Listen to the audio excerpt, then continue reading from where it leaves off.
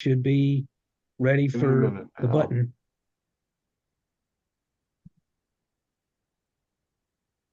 Ah, there we go. Might be a little delay. Ah, no, we're live. Are we live? All right. Good deal. So, just what happened at the Innovation Station at the Kentucky State Fair this year? Did anybody sell anything? Did uh, we have interesting customer experiences? What did we learn? Well, those are the things we're going to answer tonight on a very, very special edition of Inventor Friday. You'll notice we're not normally we're all in cyberspace in our respective places tonight. We're not at the round table where we normally are.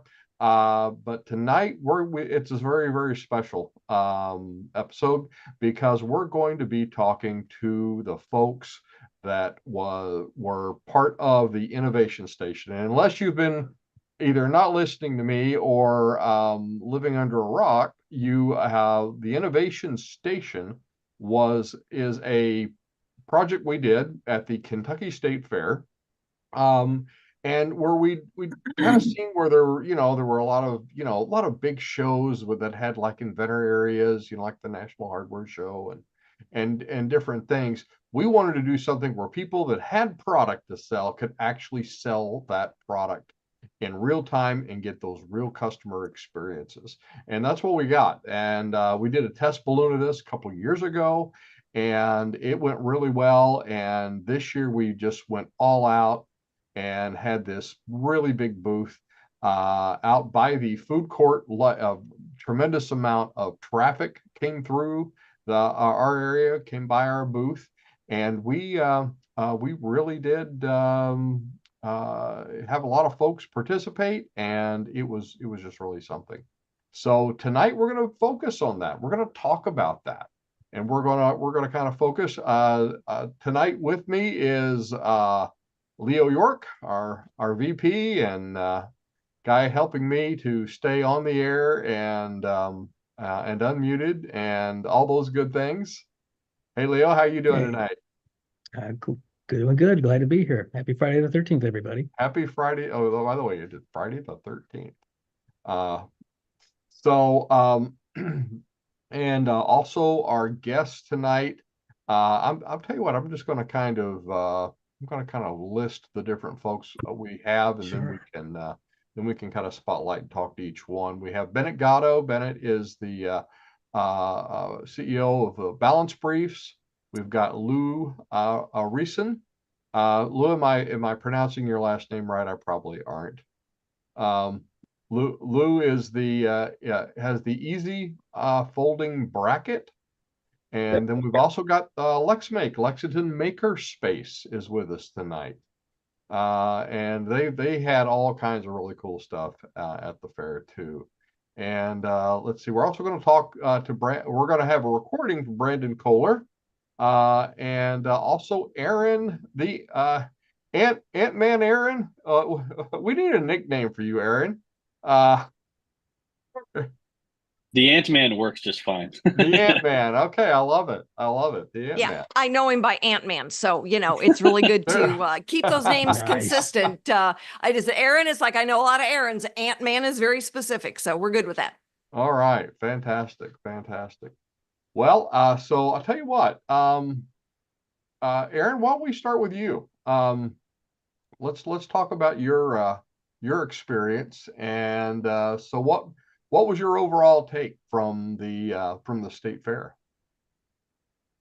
Well, it was an interesting experience for me and probably a good study in terms of I've kind of always known, and as I've explored product market fit and trying to find my ideal customer profile, that the ant is niche. And so what I found out from being at the fair was you saw me. I spent a lot of time bulldogging and talking to people. Hey, you ever do any yard work? Hey, how's it going? We got some new inventions here. and they had the cotton candy in their eyes, so they were on a mission to get somewhere. There was no Right. stopping them. I think what I learned for me was that um, having a niche product, the state fair crowd was not super responsive to what I had. Now, that's not to say if I had spent more time there, because I was only there for one day. Had I spent 7 days, I think I probably would have sold something. But if it were 1 or 2 units, I don't know if that would have been the best place to be canvassing, talking to people, trying to figure out, hey, are you interested in this? Is this the thing for you? So it was really interesting to see, because conversely, my big trade show that I do every year that is for landscapers, landscaping specific, in 2 days I sell 100 units both of the years that I've gone. So it's kind of there's something to be garnered there about niche product. Put it in front of the right audience, or maybe that's true of any product, but I didn't have a gizmo that everyone at the state fair was dying to have, and so I was a little dejected when no one wanted to buy the ant. Well, actually, I think Understandable. I've got a video of you demonstrating it. Let me see if I can share my screen. I will Excellent. see if we can play this.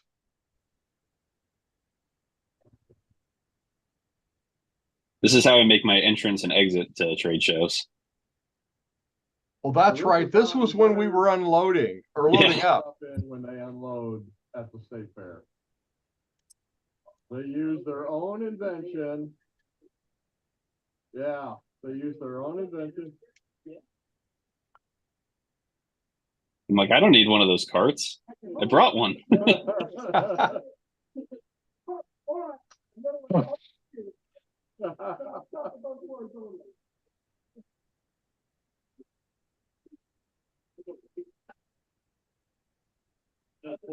Oh, wow.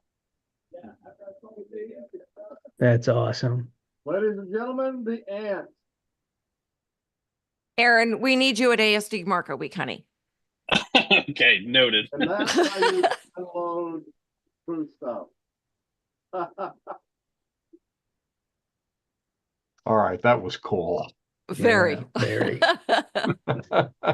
Need So you on Aaron- radio next week. We'll get you on radio next week. Sell Hey, some send more of me an those. email. All right, I All will. right. I will. All right. Cool, Don, cool, thank you so cool. much for putting this all together, for having us, and I'm excited to hear what everyone else's experience was like too. Oh, absolutely. And for those folks watching, listening, they just saw this. They said, "Oh, how cool is this thing? Where can I get one?"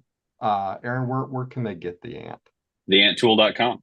Theanttool.com. So check it out, folks. They are available for sale. So, all right, good deal. Good deal. What was well, Aaron, let me ask one more question. Sorry. I got it. Yeah. No, no worries. I thought I was done. I knew I had one more question. Well, by the way, we are very off script tonight. This is not what I normally do. So Ad-libbing, yeah, no we're worries. we're just making this up as we go along, pretty much. Aaron, what was your experience with as far as customers? Did you learn anything specifically interacting with customers? Well, if you've never done a trade show day before, you definitely have. It's kind of an eye-opening experience. I think no matter where you are, if you are trying to catch these incredible waves of people, because there are so many, and it's really a competition to get everybody's attention, or anybody's attention, for even a short period of time. So it's very fatiguing. Your social battery will be drained by the latter half of the day. And I think I saw that at the state fair just the same as I saw that the landscaping trade shows that I go to, that you really have to make an effort to have an attention grabber. For me, that's usually a TV that's playing my video, and I'll just say, "Hey, how's it going?" And if they stop and like lock eyes with the video, I can usually tell someone who's interested, and that kind of takes some of the effort away from me having to screen them. But at the fair, I was definitely, "Hey, how's it going? Hey, you having a good day? You ever do any yard work? Check it out. We have some cool inventions." And it gets to you after just a couple hours of doing that. You're like, "I need a break. I gotta recharge for a second and get ready to go back out there and grab more attention." Oh yeah, absolutely, Absolutely. Well, that's cool. And there was another thing you said that really kind of got me. A lot of folks coming through there had cotton candy in their eyes. And that was one of the big, walkaways that we had from just the overall experience is that the fair, they are there, they're there to have fun. So grabbing their attention was a bit of a challenge, and we're working on ways to work around that for the next time. Well, and if you don't mind, I'd like to add something else he actually just yeah, kind of reminded me of. Of course. There was an interesting, and I think this is probably a theme that all of us can apply to what we're doing in our inventing and entrepreneurial endeavors. The booth, so one booth right across from us had a Tesla Cybertruck, and they were doing light shows and people. Yes. So we were trying to get people's attention, like, check it out, we've got these cool new local inventions. And they're like, yeah, but there's a Cybertruck right there. And then right next to that was like a dozen folding tables full of imported cheap Alibaba earphones, drones, remote control cars. And so, I mean, naturally, getting products off the ground and into the market, especially USA made, they're more expensive. So we're trying to educate someone on what we have and convince them why they need it, when 10 feet away, there's some trinkets. And so it was kind of I mean, we all live in this space where we have to be aware that I'm selling a $60 strap for pulling tarps, and you can probably find some $5 cheapest plastic garden bags and a cheap junky rake on the internet that'll be there quicker and for cheaper. And so we're all kind of competing with this like commodification of everything that is like made elsewhere for very cheap. And so it's kind of an interesting like juxtaposition to see what we had and then what was available 10 feet away. And they really didn't have to grab people's attention because they've got flashy packaging. I'm going to write that down because I feel like that was noteworthy, that it's like, hey, look at all this stuff. So, oh, absolutely. I don't know, just a point of something that I noticed. Certainly. Yeah, I mean, it's funny. I remember that because we could about set our clocks by it, because every so many minutes that it would go through that flash cycle where it would like honk its horn and flash its lights and play music or whatever over at the Tesla truck. And at one point I was out near the aisle, and I was I was in carnival barker mode, just trying to bring people in. And I said, you think that's Elon? You think that's interesting? The real Elon Musks are right over in here. So, that actually got a couple people's attention. So that was kind of neat. But yeah, it was hard to compete with it. When I first saw it, when we first were setting up, and I saw that Tesla truck, I thought, well, this is cool. This will be, a lot of people maybe will come out to see this. And really, I think in the long run, it was more of a distraction than it was a draw. They were drawing, but they were drawing over there. And oh, look, you're right. It's like, here's the flashy thing. But I think it did help with the learning experience as far as in the training tool, I guess, of, hey, no matter where you're selling, no matter what you're doing, there's always a flashy Tesla truck across the aisle that they're probably. Well, I think you're right. It was more of a distraction than an attraction. And what we have to be able to do is be adaptable, so that I think what you caught on and started doing is probably the best possible thing you could. Like, come look at this interesting thing. You know what else is interesting? Come over here. Right. Use it. If you don't fight it, use it. Yeah, that's just Elon Musk. Everybody knows him. You want to meet a real Elon Musk? Right over here. So cool. All righty. Okay. Well, thank you so much, Aaron, and thanks so much for being a part of this. I really do appreciate it. Absolutely. I appreciate it. Thank you, guys. All right. Who's next? How about Bennett? Sounds good. Let's see. Might take me just Bennett, looks like George might have a question. Oh, does of course. George have a question? Yeah, can you hear me? Yeah. Yeah. Yeah, I didn't get his website. I got what I thought he said, and I looked it up. It wasn't any good. Just a sec. Let me make sure I got that right. I may have entered the wrong link. Dang it. People are coming in too, and so I'm doing that as well. Let's see. Oh, I got it. Here we go. Oh, good deal. You got it right. It works for me. Sorry, George. The ant tool. Okay. It's the ant tool. I got ant. I just The put ant ant tool. tool. Not the Oh, ant see, I tool. thought Not maybe just it was the any link in ant the chat. tool. George, it's not just any ant tool. It is the ant Oh, tool. excuse That's me. right. The one and only, the original. I'll do one better and make it actually The like a ant clickable tool. link. There we go. Well, now let's talk to Bennett Gatto. Dr. Bennett Gatto is the creator of the Balance Briefs. I don't think his website's called that though. Bennett, so you were there. I think you won the award for being the one that was there the most and the longest. And basically because we carpooled and I was there the longest. So Yeah, I took the whole 11 days. And you so took, yeah. when Aaron says it's tiring, it is tiring. It is draining, and it will definitely require some focused effort to get through and talk to people for 10 hours or 12 hours a day, days on end. I figured that would be a challenge, but I think that was more than I anticipated.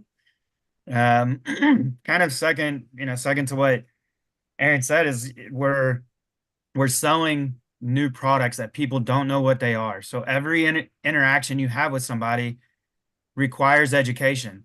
And so, like you said, we're competing with the Cybertruck, we're competing with electronics. The booth next to us is selling Dallas Cowboys, Green Bay Packers, Kentucky, Wildcats, and the Louisville Cardinals. Like they're selling these big brands that people know. The other booth on the other side of us is selling, teenage girl and female clothes. That doesn't take education. We're nestled right in the middle. So every conversation takes education on what it is that you're selling, what it does for them. And I would say, it is tiring, but I think that was probably the most beneficial thing for me out of the whole experience was to learn how to get that pitch, how to get that educational session down to as short as possible that resonates with the customer. So it was a challenge, but I think by day 3 or 4 started to figure it out. And then by the end of it, it was almost like you were doing it in your sleep. So you had really kind of did you feel real clunky in the beginning and then by the end of it, it was just like almost second nature or? Yeah, without a doubt. Because I think, going into it, and that was our first real time showcasing the product to people that wasn't really aware or people that I didn't have a pre-existing relationship with. So going into it, we had an idea of what the messaging would be and what would resonate with people. And I think by day 2 or 3, that all changed. We flipped that around to what actually did resonate with people, and we were able to create some signage, just quick marker board signage that we hung up, and that helped get people's attention. So much like Aaron said, you got to grab somebody's attention quick, get them interested, and then be able to pounce on that interest. And so it was a good learning experience. It took a couple days to get used to it, but yeah, there you go. People So can that- resonate with back pain and knee pain. So we the TV, I think the TV helped. It helped just get people's eyes. I don't think people actually read the TV. I think it just was an eye catcher. When they see things moving on a screen, they're so conditioned to just look that Yeah. it made them look. It didn't really. I don't think people actually read it, to be honest with you. But once they stopped at the table, then we were able to talk to them. And you were able to change that up every day to see kind of what worked better, what worked as good or not as good. Yeah, I think that's what was kind of cool with the TV and the signage was, we could test and iterate and change messaging. I mean, on the fly. So that was a valuable. It was valuable to have that ability. One thing we were able to do as well was pricing. We were able to adjust pricing that way too, so we could test pricing, test different strategies as the day went on with, selling for $40, selling for $30, selling for $20, selling 2 for 35, 2 for 50, and just, be able to keep track of that and see where we sold the most. So that was, I think that was valuable too. I think I've got another video over here. I think this is doing a pitch.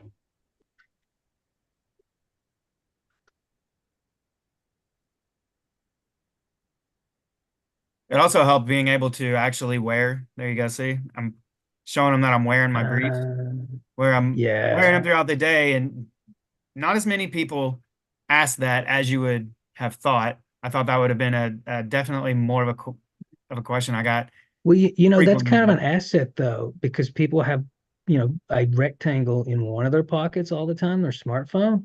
I think that there is a discreteness to the balance briefs that like 10 years ago, people have been like, what's going on with the Hmm. leg area? Whereas now it's a little bit more like, I bet he has two phones or Well, and now something. you, yeah. Well, and you can't even tell. I mean, I could wear them all day, and you wouldn't even know I had them on. Oh, So cool. yeah, it was kind of neat. Trying to think about what else we learned. What'd you learn from the customer, you think? Assumptions versus what you walk away with. Uh, Keep things simple. Um, Long, drawn out explanations don't go very far. I think if people need to understand it and be able to relate to it quickly. So, back pain, knee pain, like you can read that. And if you have back pain or knee pain, it's like, oh, okay, this might be for me. And then you're able to get them hooked. But before we put that signage up there and we're trying to, just spit out statistics and tell them, well, this works because of this, like nobody cared.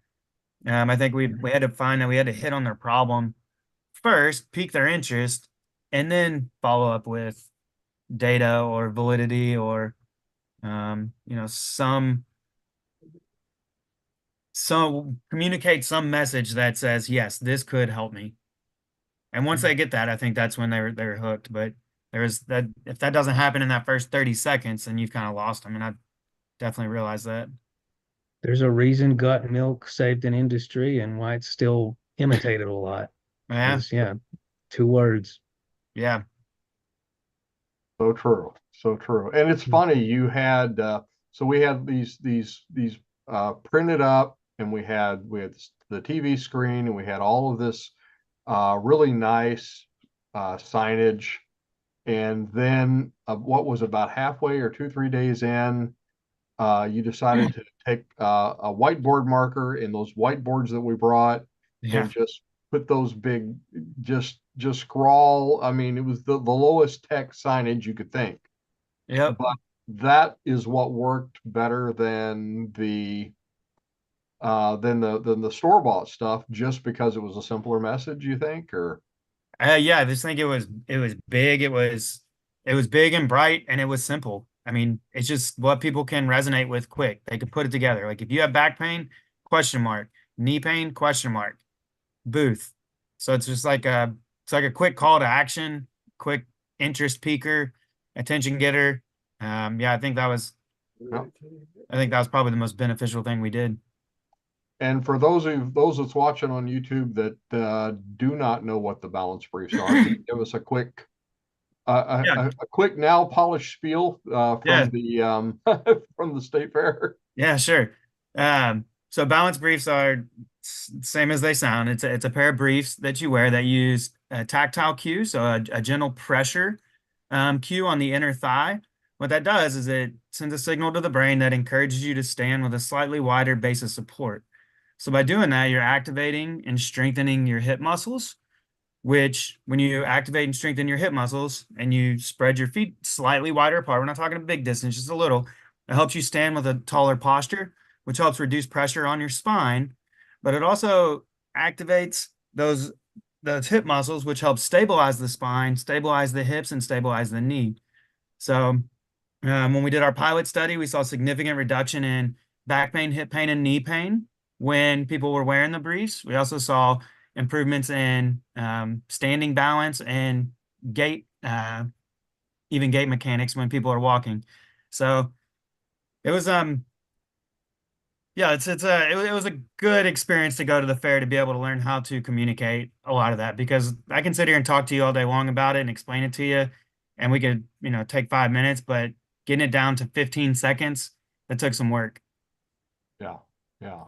Got one and more you had, question. I'm go I'm ahead. just curious. And again, feel free if the answer is no, then no. Would this have any impact on anterior pelvic tilt? Because like people talk about that all the flipping time. So if your pelvis is anteriorly rotated, then Mhm. theoretically standing at a taller posture is going to help bring you back. Mm. I don't know. That'd be something good to test. That's a big market. Mm-hmm. Yeah. Because what you I, I want to do is be able to, yeah. in that case, strengthen your core, stay in a better Yeah. posture. So I don't know. That'd be something good for us to test. Most Cool. women want to correct that have it. I'll say that. Mm-hmm. Yeah. Can I lend a suggestion? Yeah. So I can't remember if I said this to you at the fair, but I think it's probably worth saying again. Every time you pitch, and I know like now is like to us, but every time you're telling someone about this, it should start with, and this is just my 2 cents, it should start with, I'm Dr. Bennett Gatto, because that is a huge, huge piece of credibility right there that I think will get people listening, or, I mean, get them to be like, well, I'm not a doctor. I should listen to him. What's he got to say? Ethos. And No, totally agreed. So Yeah. no, 9 out of 10 dentists recommend this yeah, toothpaste. make it part of your brand too. Like, I'm Dr. Bennett, Dr. Scholes. It means my feet stop hurting. Dr. Bennett, he's got the product to help with balance and knee pain and hip issues. so I think you did say that. And when I started pitching that, the first thing I would say was, so I'm a physical therapist and I developed this for my patients with. And once I said that, they like tuned in. It was like it clicked. Like, okay, I trust this guy, what he's saying. And go through the pitch. And then on the back end of that, I would say, in our pilot study, 92% of participants reported same day pain relief in either back pain, hip pain, or knee pain, and 100% reported that they were comfortable and easy to use when wearing all day long. And then um, once that data started kind of flowing smoothly into the conversation, you could tell that was like what was getting people over the hump, because it was like, okay, maybe this actually does work. Maybe this will benefit me. And then actually, Chris had bought a couple pairs. He had bought and wore them home and then came back the next day and bought some more. There he is. And so then once I started working that into the pitch, was like, we've had buyers at the fair purchase, go home, come back next day and buy a couple more pair. It was like that was that one more thing that just got him over the hump, or that got him over the edge. Yeah, I think it was all about just trust and validation, because it's a brand new product. Like, people don't know what it is, and it looks weird. Like, you're putting these between my legs and it's going to help me do what? And most people thought it was magnets or electronics, or weights or something like that. And I was like, no, it's actually much simpler than that. It's just a gentle pressure. It's just a way to communicate to the brain. And so it's that, getting that validation and that trust factor. In Um, my in my journeys and my learnings, I have continuously heard the number one thing that sells a product is social proof.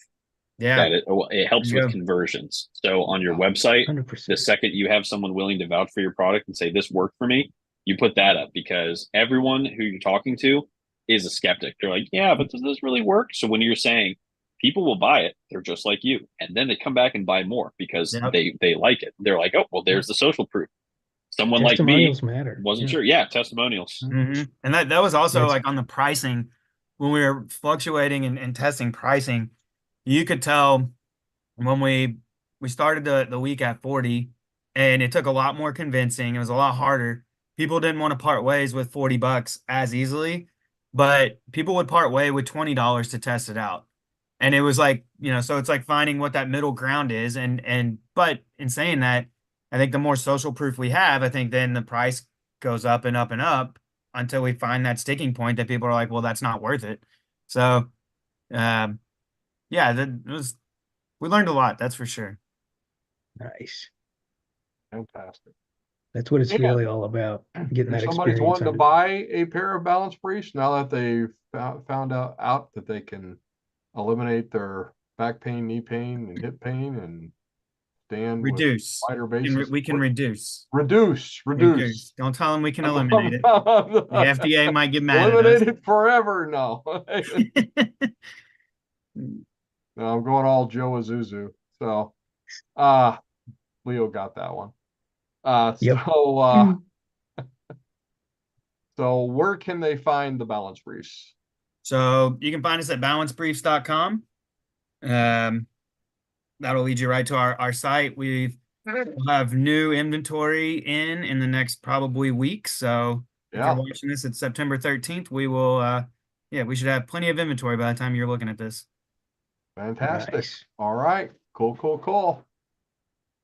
All Well, right. thanks, so guys. much Thanks, for- Don, for getting it all together. That was a fun experience. Well, thank you, Bennett. I appreciate it. You were also a big help, just as support and everything else. Plus running your own part of the whole booth. No wonder you were tired at the end. But we It took our appreciate whole team. Steve's on here too. Thanks, Steve. Yeah, We and couldn't have done it big without thanks you to too. Steve. You were a Steve trooper was as there. well. How's that? I said Steve was a trooper as well. He was there just about every single day too. He rode with us every day, so he was there Yeah. as long as we were. So Yeah. it was a team effort for sure. We appreciate it. Took all of us. Yeah. Shout out to Steve. So while we're in a little interim here, I'm going to Ryan Montgomery, it was one that was, and he's not here tonight, but I'm going to share a video of his. He had customer testimonials. I don't think you shared audio. Can you hear me? How's that? I don't think you shared audio. This is Ryan. Whoops, hang on, folks. I am not sharing audio. Let's see if we can fix that. So while you're fixing audio, how many inventors did you have go with you? I think we had a total of about 10, upwards of 10. We might have had a couple other add-ons. Okay. Yeah, Kinda I think it last minute was a add-ons. dozen by the end of it. Yeah. Well, good for you guys. Thanks. All right, now let's see if we can get it. So this is Ryan Montgomery. He's got the Ridge Walk. They are insoles that help with plantar fasciitis. I'm at the Kentucky State Fair, and these insoles are incredible. My back doesn't hurt. I've been walking on concrete all day. They're wonderful. $20, best money I ever spent. And this is Ryan Montgomery with the Ridge Walk. She's got a friend, and she's buying some too. So Right here at the Innovation Station at the Kentucky State Fair. How cool is that? So yeah, that was Ryan. Ryan's got a cool product too. It's called the Ridge Walk. He did something really interesting. Because Ryan was kind of a reserved guy, and I thought, okay, he's not going to be out there, really pushing as hard. But he put this sign, just again, it was just another one of those simple drawn whiteboard magic marker signs that just said plantar fasciitis, foot pain, and he just taped up a couple of his insoles on this sign just outside the booth, and we had like this little wall area just right beside the booth, and he would stand across the aisle and watch the people walk by, and when someone stopped and looked at the sign, then he would just kind of casually walk over and talk to them, and then lead them into the booth, sit them down in a chair like an old-fashioned shoe store, and he sold, I think he had like 90% close rate. It was unbelievable at how well he did, but he sold tons of those things. Yeah, once he got people in the chair and was able to put those insoles on their feet, it was like, they were buyers. Yeah. He did Nice. very well with that. Yeah, he did a lot of pre-vetting too, from the sounds of it. Monitoring who was looking at what and gauging their interest. So that's really cool to know as well. Yeah, absolutely.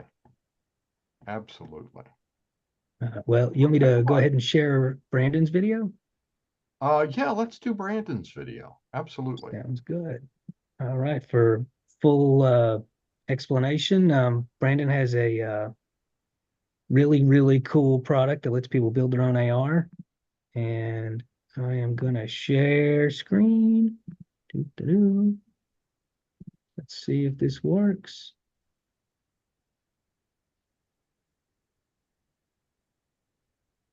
Can you all hear that?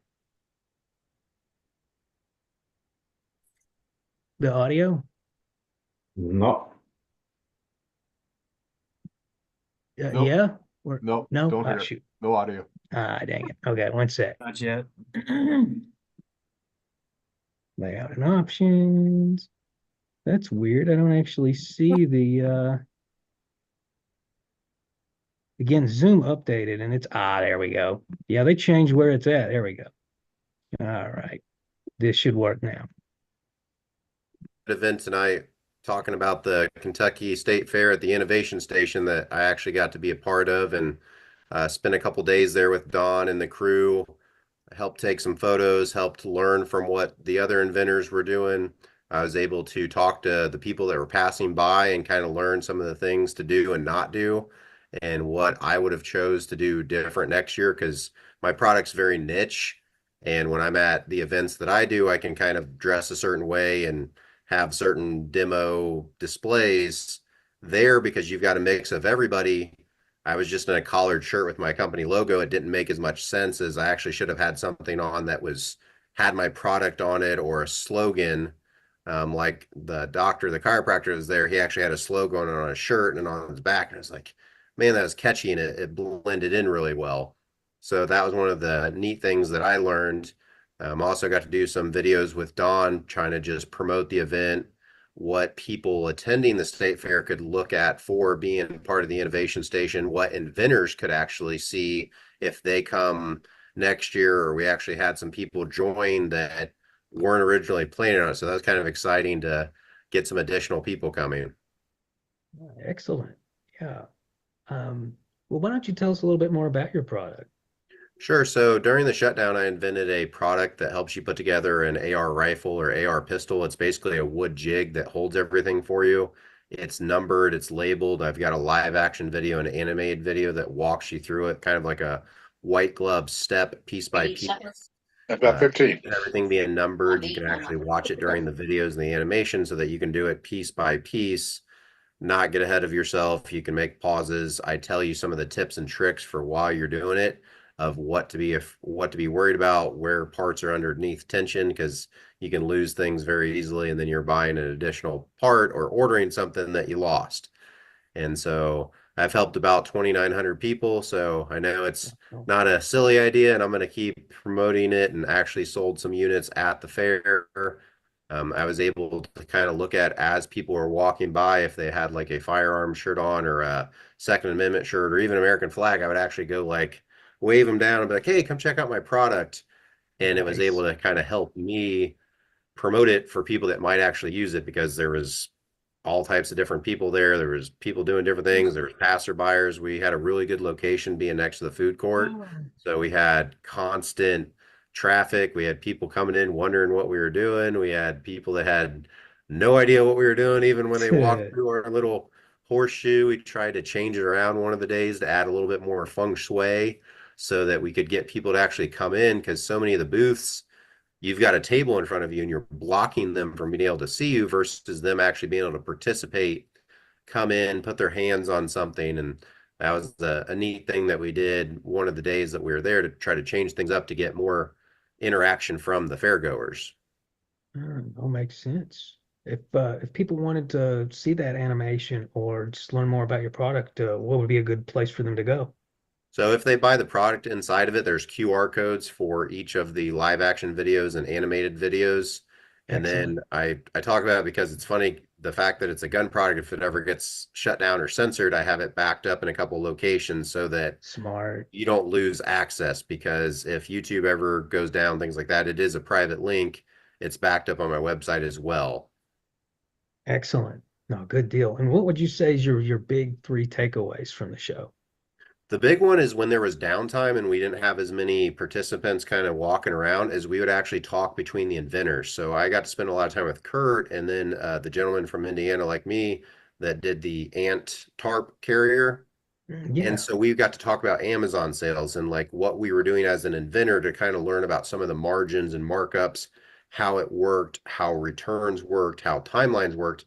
And you wouldn't get that anywhere else. You could watch a bunch of YouTube videos of like, hey, buy this course, do this. And then these guys are like, no, here's what it is. Here's how it works. Here's how slow it was. Here's how it took getting reviews. Here's how it changed around. And then they would even learn because I had searched it in real time for Kurt. And the 3-pack was what came up for me versus the 1-pack of his product. And he's like, that's not good because the price point's higher. So you might not want to spend, it was like $13.99, but you might spend $7.99 on a whim. And so he's like, man, I got to call my promoter and kind of work on this. And then same way with the gentleman for the ant tarp mover, he's got a seasonal product. It's more in the fall when the leaves are falling. And so that's when he's running his ads, that's when he's busy with it, and then he's fixing stuff in the meantime. So that's priceless to learn about that as an inventor for something you might be doing. Same way as some people are doing Facebook ads or TikTok ads. And it's like, what was successful for you? What wasn't? What was the demographic? What was the market? And you don't get that everywhere, but to actually talk to another inventor, another entrepreneur that's starting from scratch or doing this as a side hustle was a really big benefit to kind of see that. And you kind of trust them, like you edify them in because they're in the same shoes as you. They're not on some platform. They're not somewhere else. They are in front of you and they have had the same struggles you have, or they're running into the struggles you're with at that current time period. You can mentor them. They're mentoring you. It was just an awesome amount of time and effort I got back and forth with spending some of the downtime with the different inventors. Oh, that's excellent. That completely reinforces something that is one of the big talking points I have when I talk to people, which is the importance of inventor groups. It's the curriculum's great, the talks are great, but the community and learning from each other is the biggest asset available. So thank you. It's neat, and that's why I like the KY group, because we've got almost our homework every month. Like, hey, what did you do? We're doing our workshops, and it gives you something to look forward to and something to ask questions. And that community part, that some people have been doing this for 26 years. Some people thought this idea 26 minutes ago, and they're like, I found your group and I'm here. Nice. Thank you for that. So Yeah, is there any parting advice you have for an aspiring inventor or somebody who has a product? Just any parting advice? be part of the Kentucky Inventors Network and then come to the Innovation Station next year. It's not hard to get to, and you get that hands-on knowledge, you get that experience with 40,000 people walking by, that you can do your pitch, you can change it up, you can move things around, you can see what works with your displays, you can see, because you would see it one way, and some people are like visual learners and some are auditory, and you're like, oh, my setup looks really nice. Well, that might be your learning style. And then you try to get someone else that needs to touch it or kinetic feeling. And they're like, I'm just looking at a pic, be able to see it. I need to put my hands on it. I want to smell it. And so being able to see that in real time is so helpful. And then it also lets you find out if your demographic, someone different, like you had it pegged for this one area, this one socioeconomic group, and then that's not who's buying it. It's the moms that are buying this product for their kids, or it's the teenagers buying it because they think it's going to help their dad. And you're like, that wasn't my marketing. That wasn't who I was targeting. And it lets you shift and pivot and add to what you're doing. That's just endless. And it's a constant process. Like there is no right answer. There's no quick fix. You are going to be adding, taking things away, trying things over and over again until you find out what puts you over the threshold and where things go well and things go successful. And then you'll even plateau at a certain time that you'll have to add to it more and more models or grow or scale. So it's a process, and don't get frustrated and just stay at it, and you'll have some success. Totally agree. Yeah, market testing is essential because there's always surprises. There's always unexpected things. And sometimes they're really good, sometimes really bad. Most of the time they're in the middle, but there's always something where you're like, oh, I did not expect that. No, excellent. Well, thanks so much, Brandon. I really appreciate you coming on here to talk about that. And sorry you can't make it tonight, but this is the next best thing. And really appreciate the kind words. I swear everybody's not paying. I'm not paying him to say all the nice stuff he said. Nope. I appreciate it. And then check out the file I uploaded. It's got like 100 images from it. Take the top 10. It can prove to the inventors we have.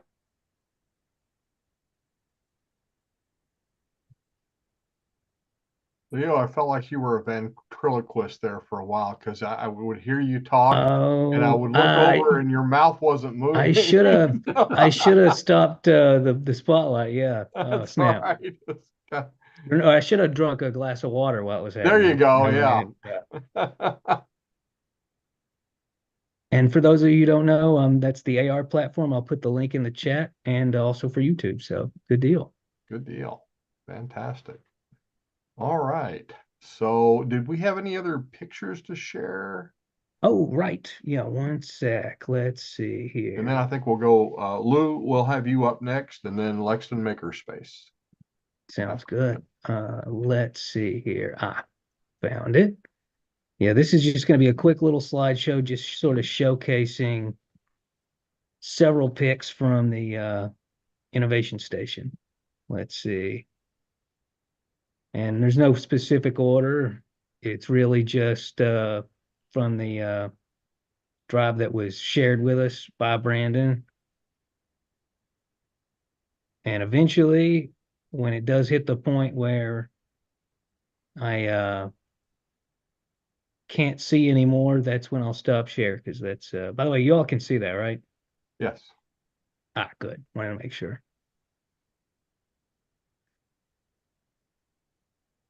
Yeah, good crowd work. And there we go. All right. Very nice. Very nice. Well, and actually, I think I have a picture and a video from Lou. Let's see. Let me share. I'll tell you what, I'll share this video first. But first, I have to click on the right thing. There we go. And again, they changed it. They did change At least it. they did on my end, yeah. Okay, let's see.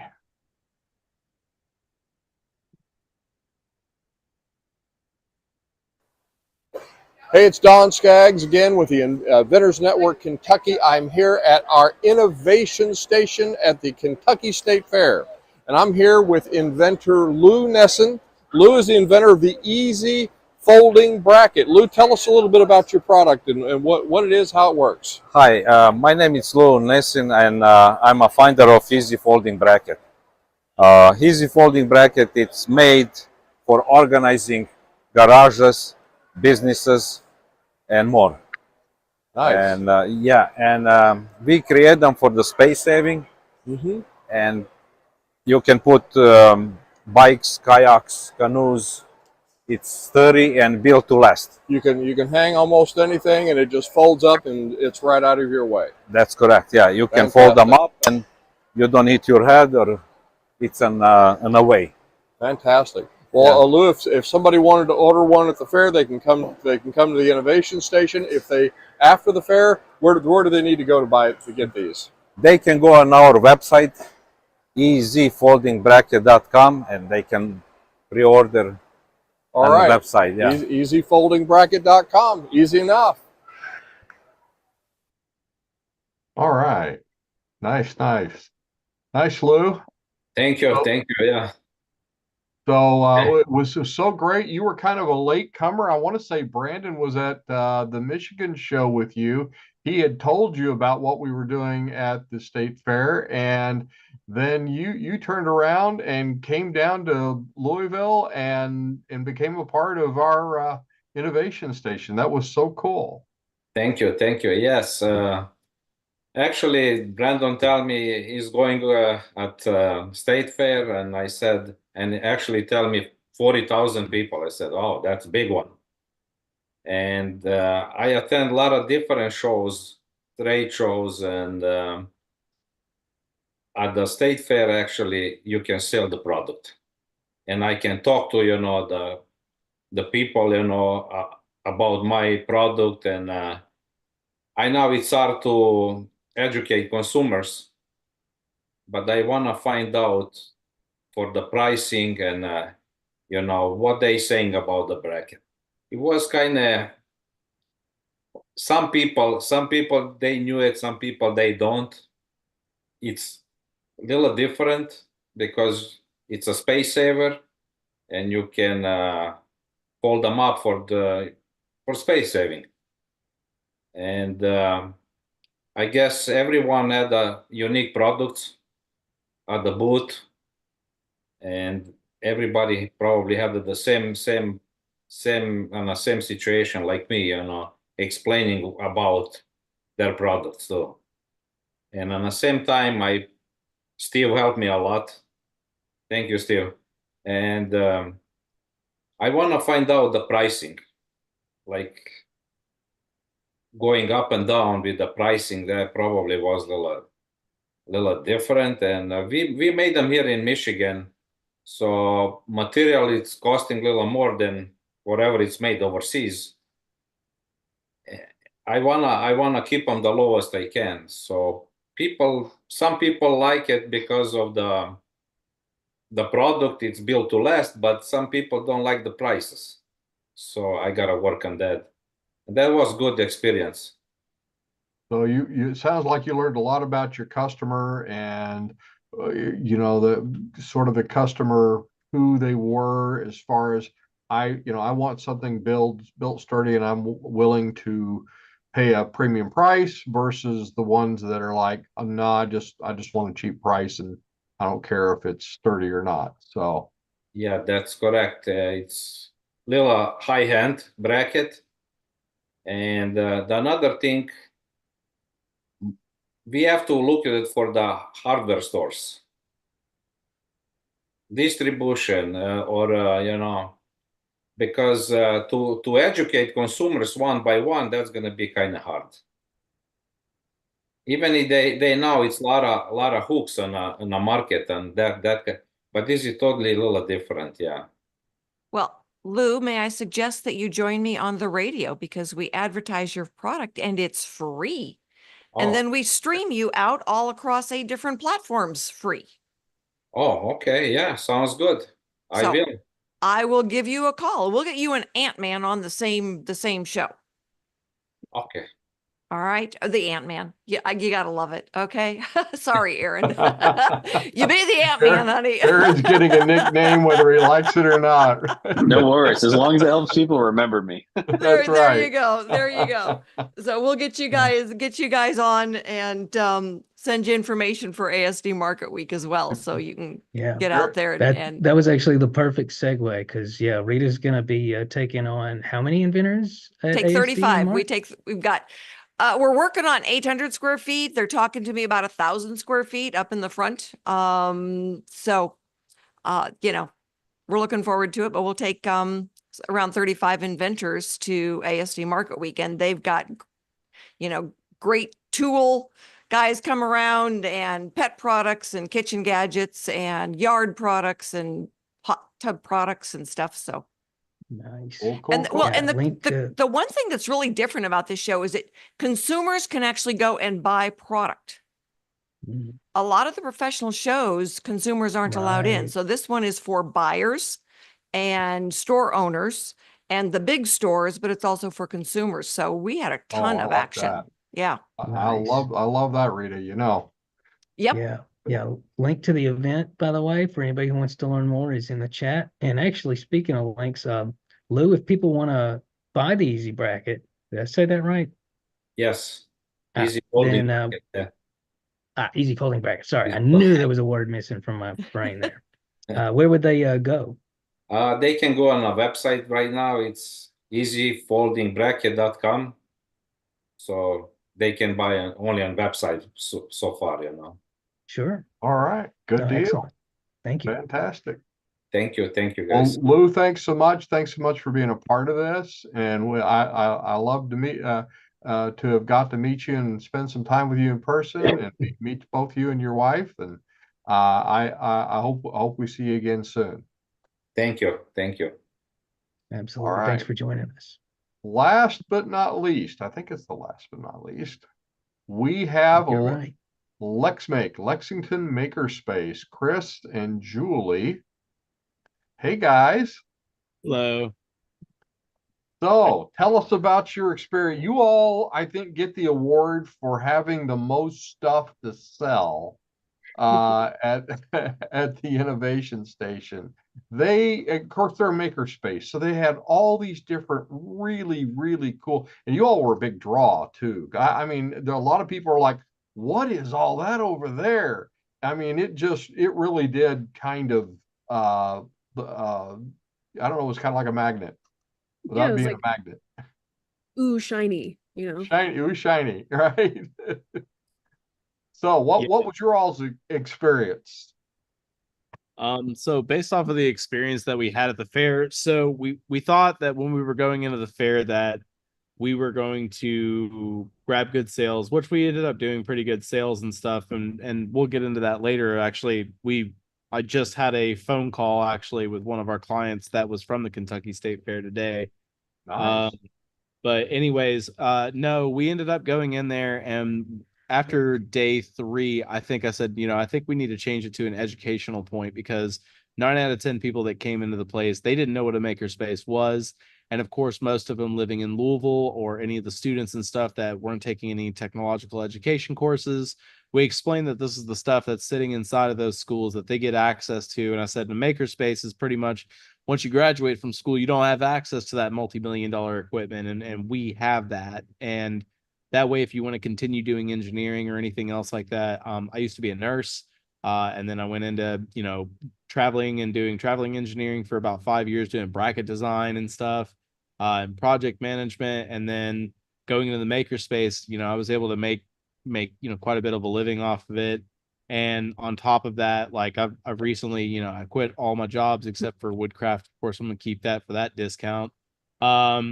So I thoroughly enjoyed being able to educate a lot of the people that came through. So most of the time when we were speaking to them, we were speaking about a makerspace. How many members did we refer to level Oh one? yeah, that's right. So level 1 hackerspace like calls me like 2 or 3 days later, and he was like, dude, who are you? And I was like, I'm the owner of Lexington Makerspace. He goes, oh, okay. He goes, are you at the fair? I said, yeah. He goes, well, my Monday morning's kind of shot. He goes, I got to do 6 orientations. I had 6 member signups. And he goes, we didn't expect that. I had to bring 2 other people in on it. And he said, we ended up having to meet. So it's, while we did not claim those members and stuff like that, because we're in Lexington, of course, the fact that they were educated and knew what a makerspace was able to go out there and be able to do the things that, like, what we do and what we produce here. We did sell some of the works and stuff like that. I did a lot of the woodworks because I've been doing carpentry for over 20 years. Beautiful stuff. We've come up with a few things and stuff like that. A lot of people could be able to do a cutting board, and that's cool. But there was other stuff that we did. Like, I spoke with a Therasols guy once he got back to Texas and stuff. We 3D printed a toy that was NASA fabric, and it was just a really cool helical design.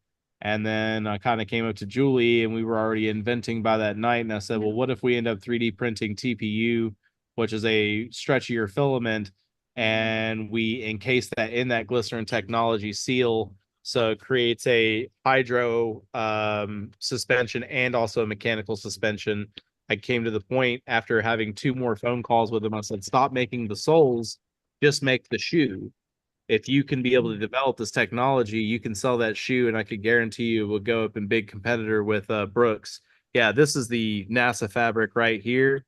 So essentially, these would sit inside of the sole, and then it would be vacuum sealed with glycerin technology, the glycerin chemical that he has, and it would flow through the channels. So that way, it was not many people know this, but like there was a French car maker. It's not Renault. It's whoever created the C7.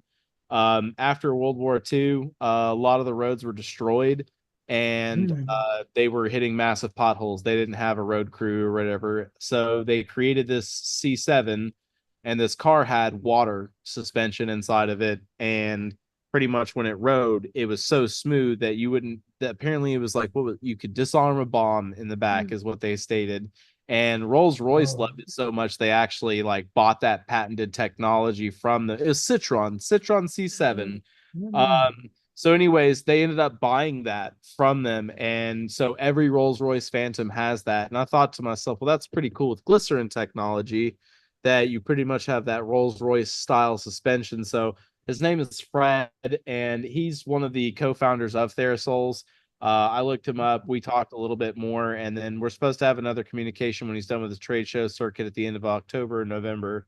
But that was one of the things that we were able to kind of create in contracts and communication with.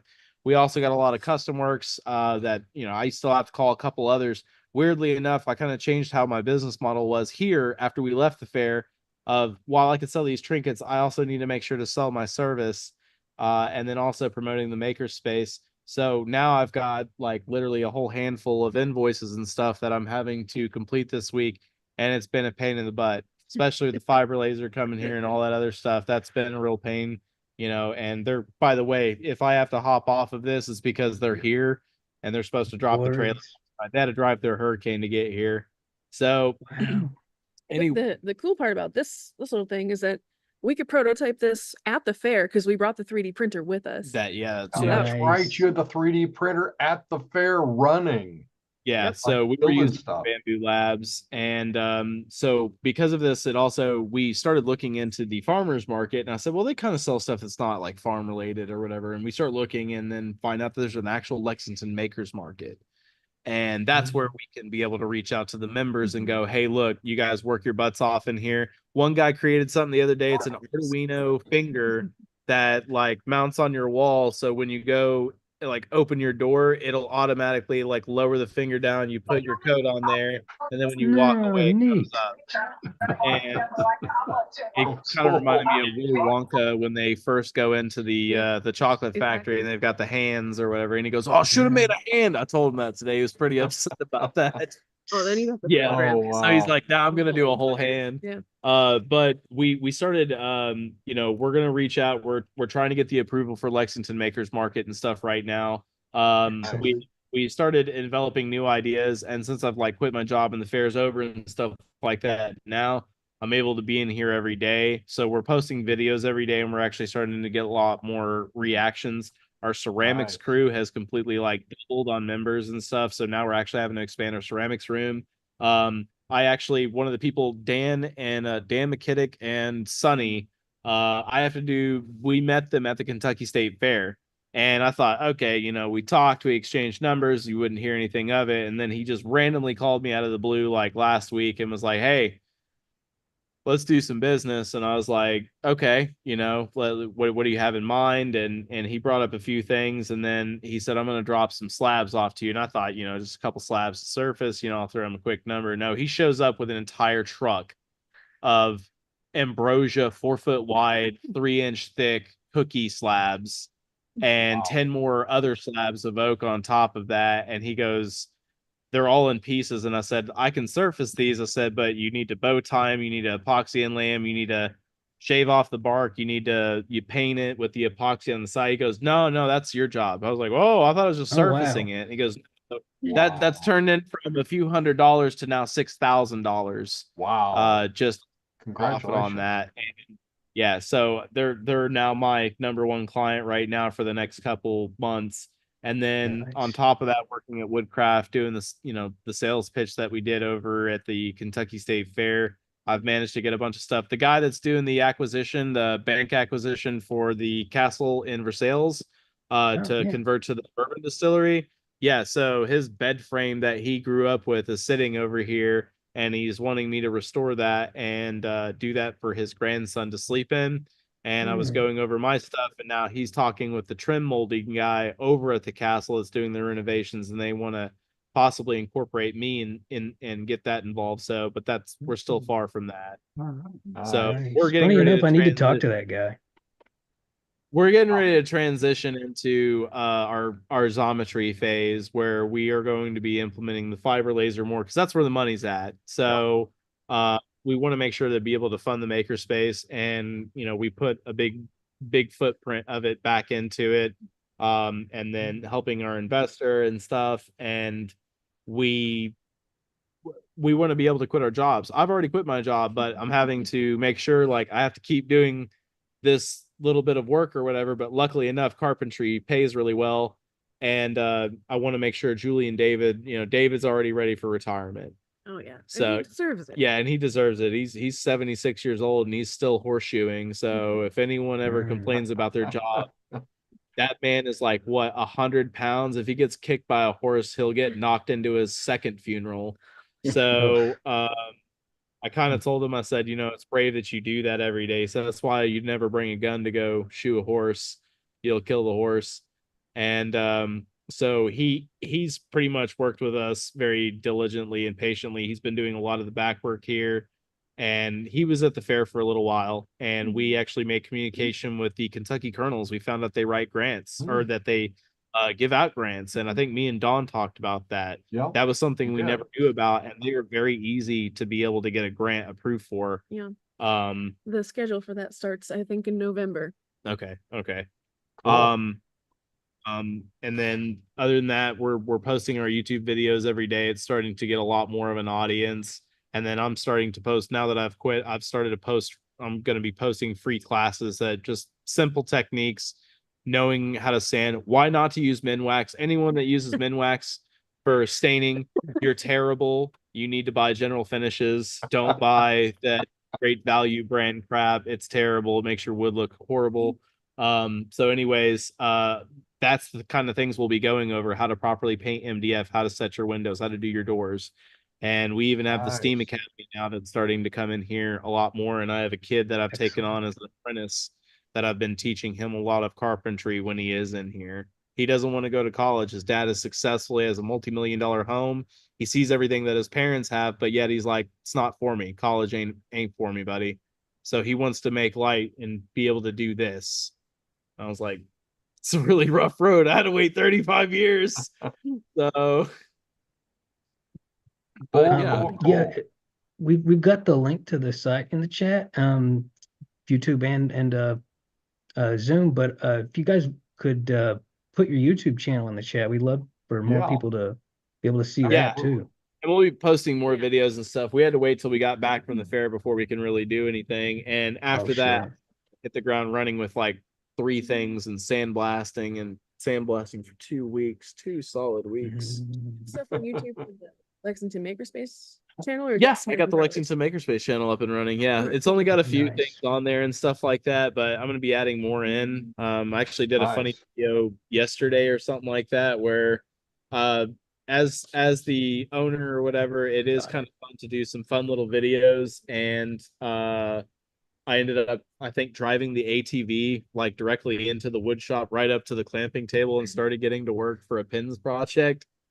So that was one of the videos that I posted in there. And then we're going to do some other stuff like educational. I am posting a video tonight. In fact, actually how to scrape epoxy off that's left over using a multi-tool. So you're saving your router bit hundreds of dollars in blade replacements. Got it. And we're pulling up that link to Took share. me a second, but I found it. She found it.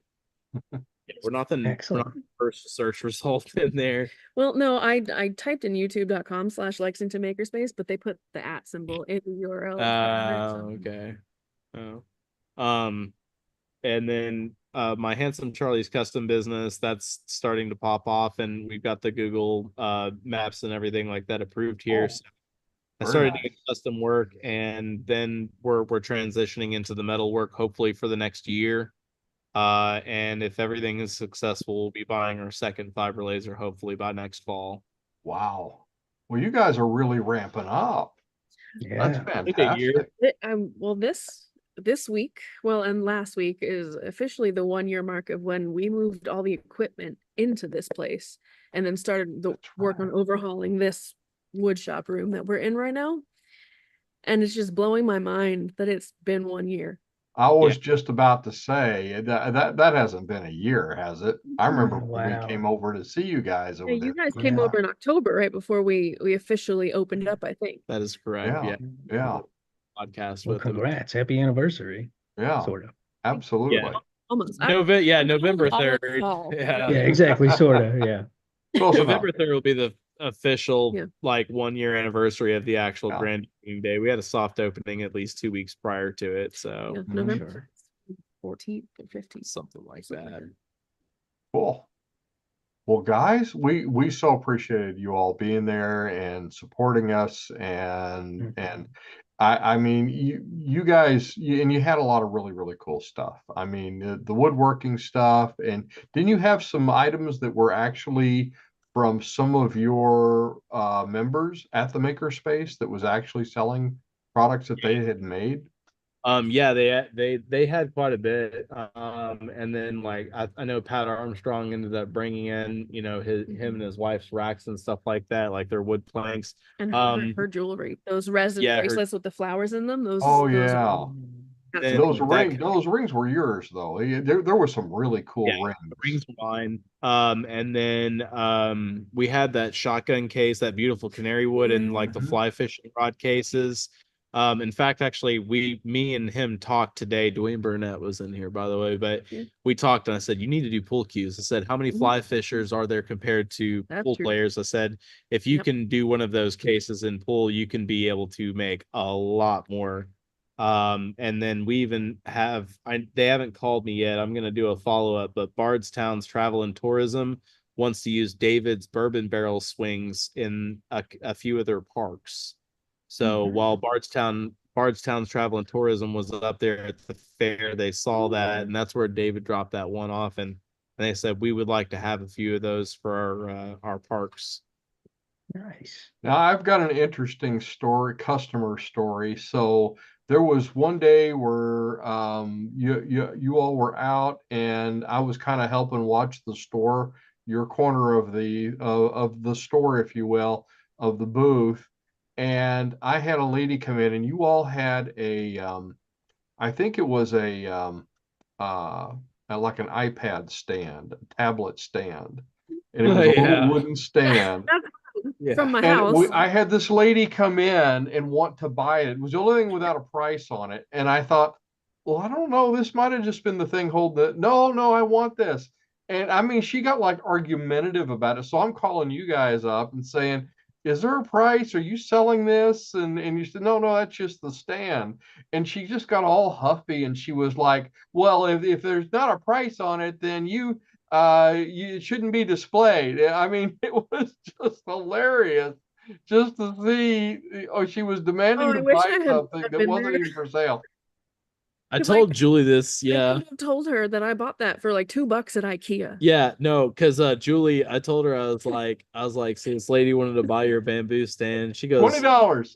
She goes, really? And I was like, yeah. She goes, oh yeah, you could have sold that. I was like, I'd have put $10 on it. By the way, that is a firearm sound. I'm waiting for the text message for the laser.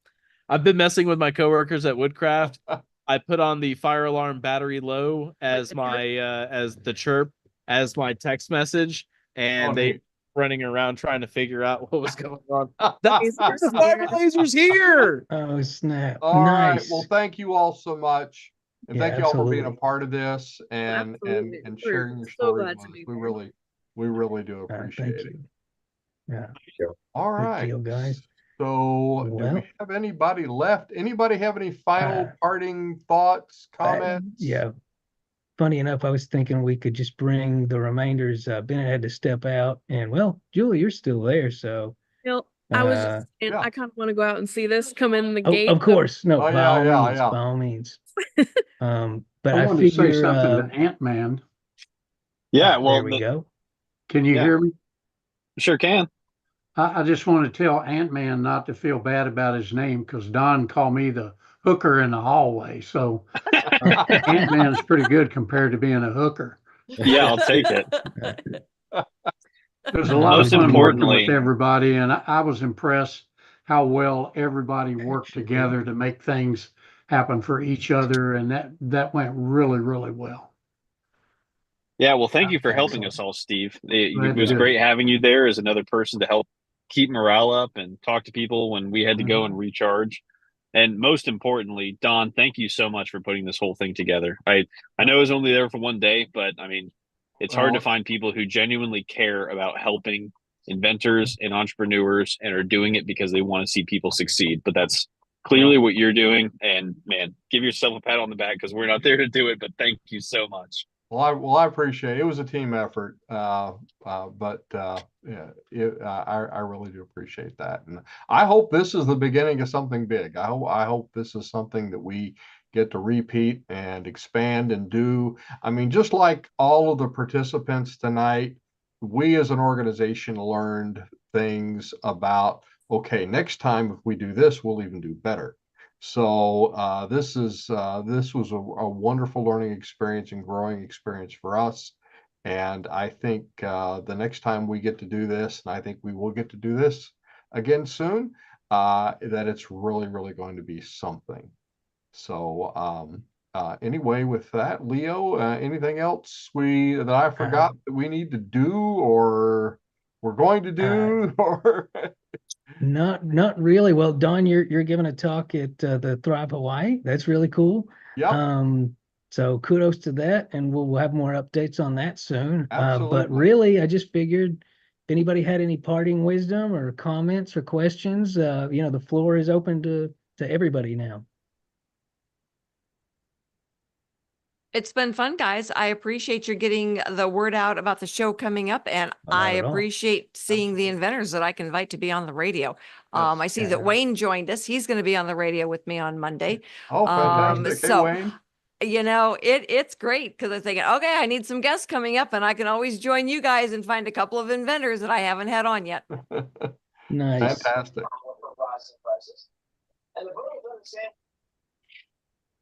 Howdy, anybody else got anything? Oh, there you go. Hey, Wayne. Oh, hey, Wayne. How's it going? Good. Thanks for joining. Glad you're here. Sorry, I got dogs and everything else going on in here, so it's in the middle of a bunch of other things. But I look forward to seeing you on Monday, Rita. Yep. Or talking with you anyway. Well, you'll see me too, because it'll be a Zoom call. It's just everybody else in America won't see you because then you'll be on radio. But we do get to see each other. Kind of a weird. I'm getting some kind of a weird delay on the on this feed, but no worries. I'm trying to follow along anyway. All right. Have a great night, folks.